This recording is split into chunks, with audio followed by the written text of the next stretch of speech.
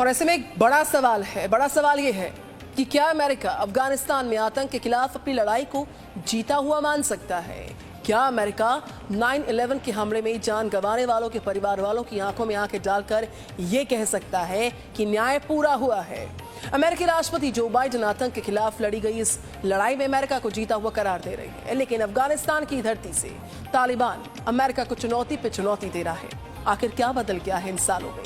20 साल के बाद आज अमेरिका जब 9/11 का मातम मना रहा होगा, तब भी तालिबान जश्न नहीं मनाएगा। जश्न अफगानिस्तान में अपनी वापसी का, जश्न अफगानिस्तान से अमेरिका के चले जाने का।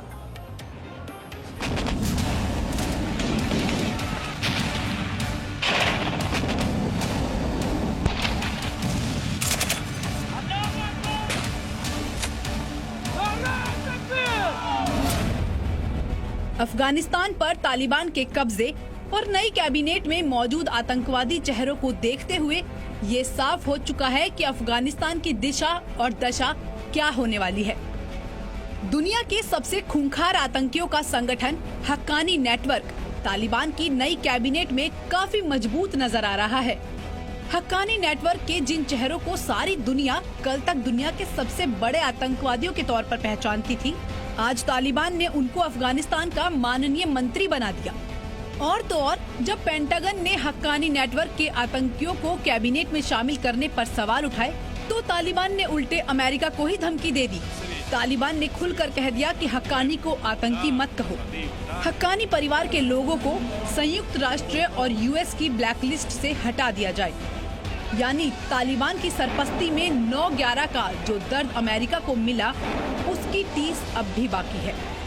और तालिबान ने मानो ये तय कर लिया है कि वो अमेरिका को रह रहकर इसी तरह दर्द देता रहेगा।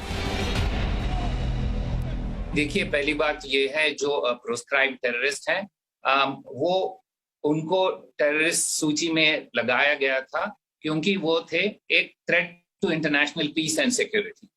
अब वो गवर्नमेंट में आने से या सरकार में आने से वो बदलता नहीं है, वो उस सूची में अभी भी हैं और तब तक रहेंगे जब तक कि कोई बदलाव ना हो उस सूची में।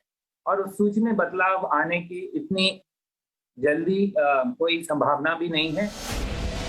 इस तस्वीर में आपको बिल्कुल बीच में सफेद लिबास, सफेद पगड़ी पहने बैठा जो आतंकी दिख रहा है, वही है मुल्ला हसन अखुंद, अफगानिस्तान का नया प्रधानमंत्री।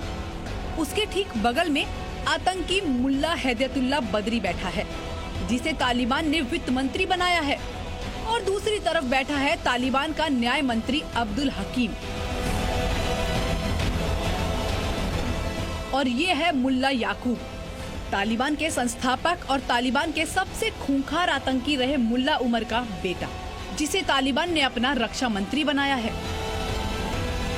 और ये है अमेरिका का मोस्ट वांटेड आतंकवादी, 38 करोड़ का इनामी दहशतगर्द सिराजुद्दीन हक्कानी, जिसे तालिबान ने अपना गृह मंत्री बनाया है। अब सवाल ये है कि आखिर ये अमेरिका को तालिबान की चुनौती नहीं तो और क्या है?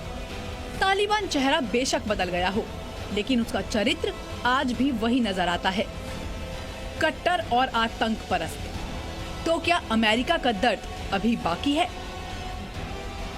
ब्यूरो रिपोर्ट, जी मीडिया।